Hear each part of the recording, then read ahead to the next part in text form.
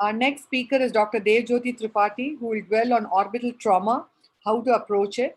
He's a consultant ophthalmologist and faculty specialized in ophthalmic plastic surgery and facial aesthetics and ocular oncology at LVPI, Bhubaneswar, with keen interest in retinoblastoma, eyelid and orbital tumors and reconstructions, and is also the coordinator of the DNB residency program therein. On to you, Doctor.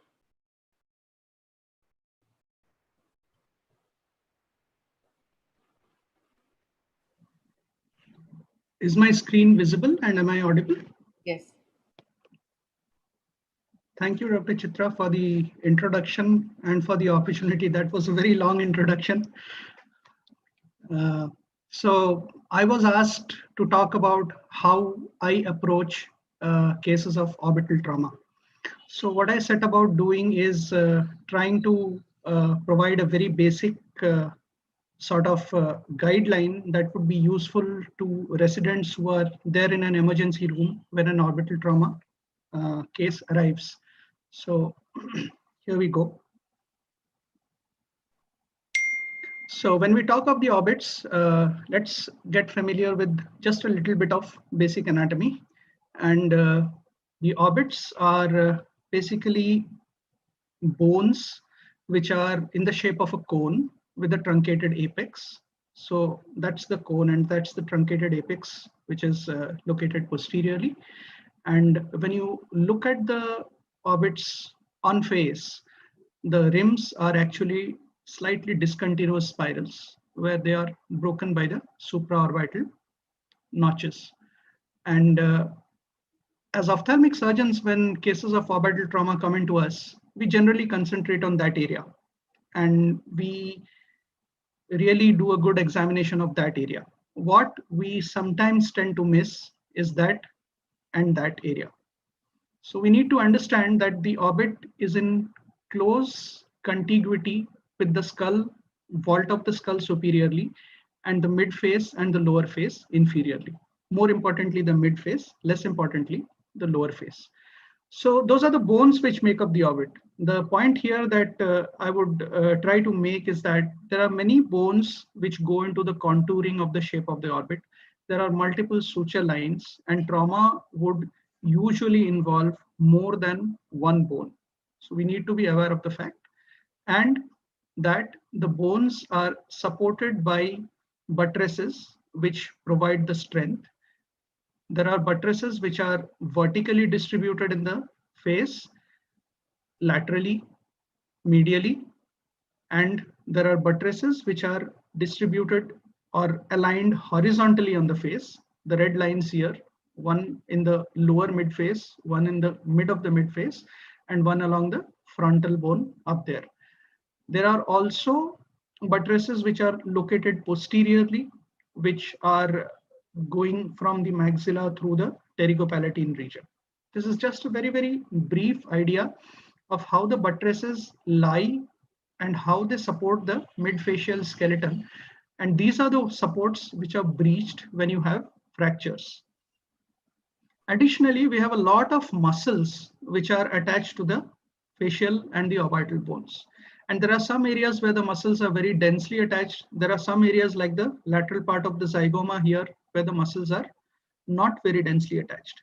The consequence of this when trauma happens is that multiple muscle attachments generate multiple vectors on the same fractured segment when there is a bony fracture.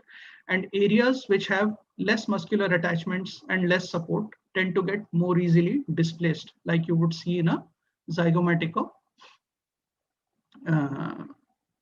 zygomatico fracture, maxillary fracture. Now, apart from the muscles, inside the orbit, we have a complex system of soft tissues, which includes a lot of things: muscles, bones, nerves, vessels, the lacrimal gland, and most importantly, the eyeball. And what we need to understand here, basically in this anatomy, is that this soft tissue, a part of it lies in the orbit, and the other part actually is an extension and is in contiguity with the brain or the intracranial cavity. So this has important implications when trauma is sustained to these structures, right? So with these basic very basic anatomic introduction. When an orbital trauma patient arrives in your emergency room, it is very critical to do the initial patient assessment. It is most important to see the consciousness levels where the Glasgow Coma Scale scores help us. Then to check for the blood pressure. The systolic pressure is critical to tissue perfusion. The breathing, the respiratory rate, the effort the patient makes in breathing, and very importantly, to eliminate presence of polytrauma. It is good to examine the patient from the head to the torso to the extremities in sequence, so that once you recognize polytrauma, the right kind of triaging can be made. This list that I've presented here is very loosely based on the ATLS, the Advanced Trauma Life Support Guidelines that the American College of Surgeons provides. The document is available online, and anybody who's interested can go through the detailed guidelines.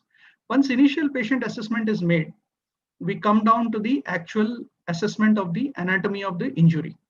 So whether it's in the orbit, the face, the head, or the eyeball.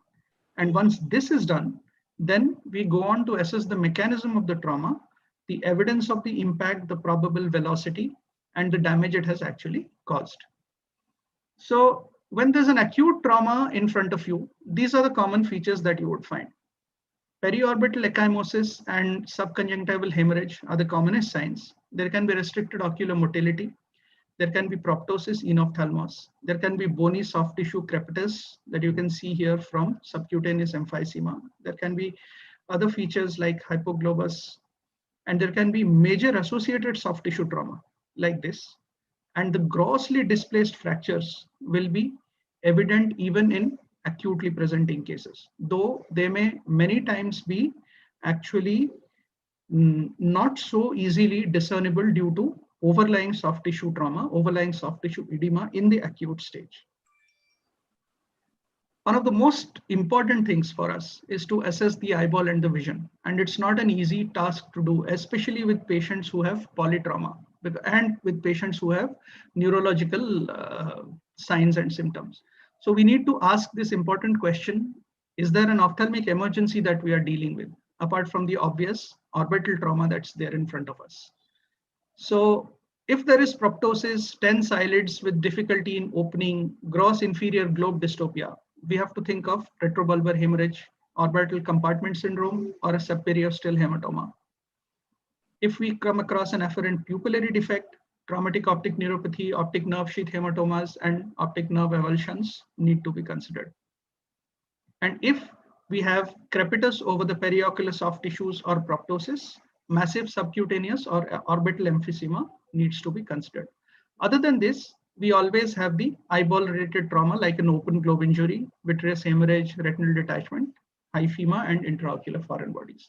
All these will come under ophthalmic emergencies, and these have to be looked for specifically along with the periocular and the orbital trauma. Old trauma generally presents with enophthalmos, restricted ocular motility, hypoglobus, facial asymmetry from obviously displaced fractures, and there can be persistent infraorbital hyperesthesia.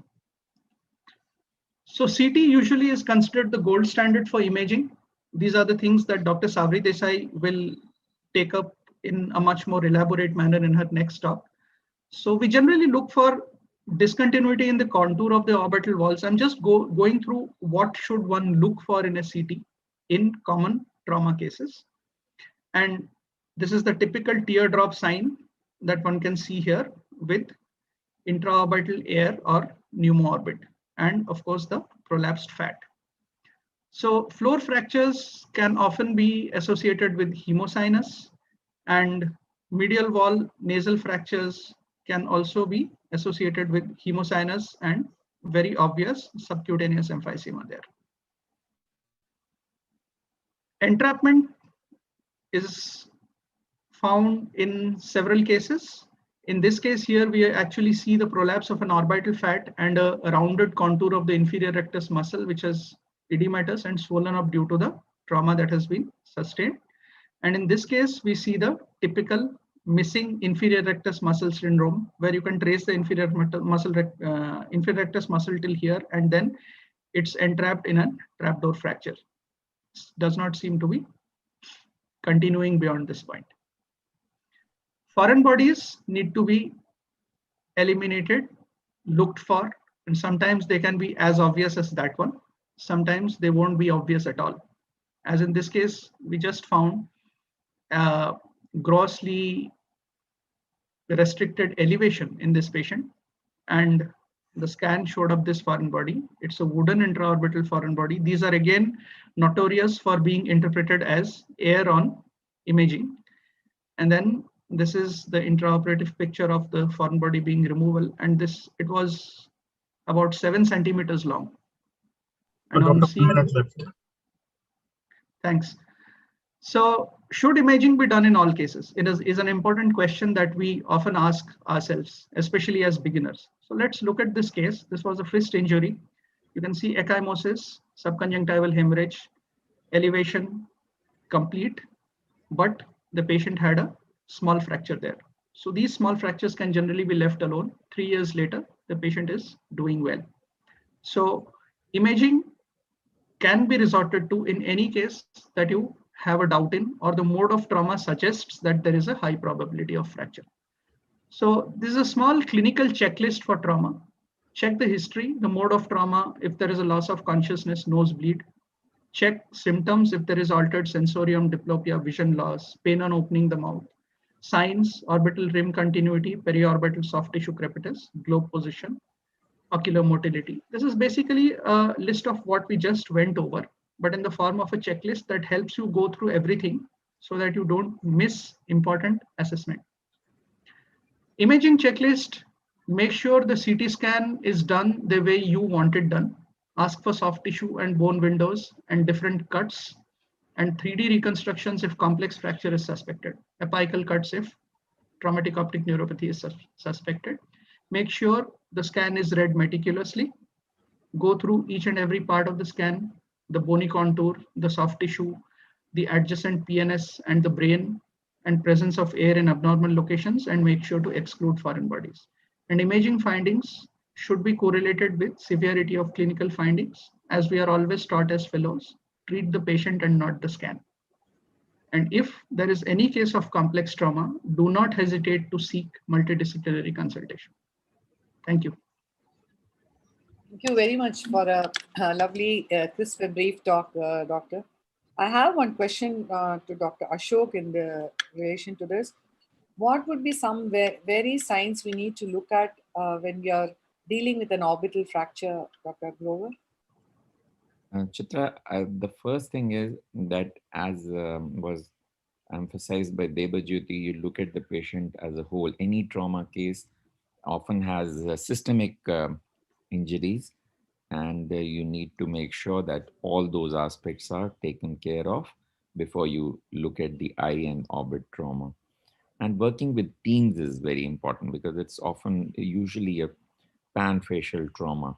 So that is one of the basic things. Then, of course, there are the specific signs of fractures, which I'm sure Savri will be dealing with in orbital floor fractures. But it is important, again, to look at all the 4 walls. It's become increasingly important that we restore the volume of the orbit and restore back the contents to their normal position.